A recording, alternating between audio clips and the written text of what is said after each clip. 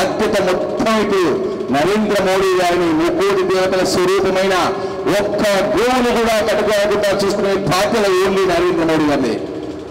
దానికి అందరం కూడా సపోర్ట్ చేద్దాం. అలాగే నెక్స్ట్ బక్రీద్కి ఒక్క గోవు కూడా కట్టుకోకుండా ఉండాలంటే మనం ఇప్పుడు చేయాల్సిన పని ఏంటంటే, మన ముఖ్యమంత్రి గారికి ఒక ఆలోచన వచ్చింది కాబట్టి మన ఆలోచనలన్నీ వారికి పంచి ఎక్కడైతే దేవాలయ భూములు ఖాళీగా ఉన్నాయో దాన్ని చూస్ చేసి దాన్ని మొత్తం రిపోర్ట్స్ ఇచ్చే బాధ్యత మన తెలంగాణ గోశాల ఐక్య వేదికది. ఈ మధ్యలోనే మనం శివన్న విను, మీకు దాదాపుగా ఎక్కడెక్కడ భూములు ఉన్నాయో మీకు మొత్తం తెలుసు. ఒక 800 ఎకరాలు మనమే చూపించాం.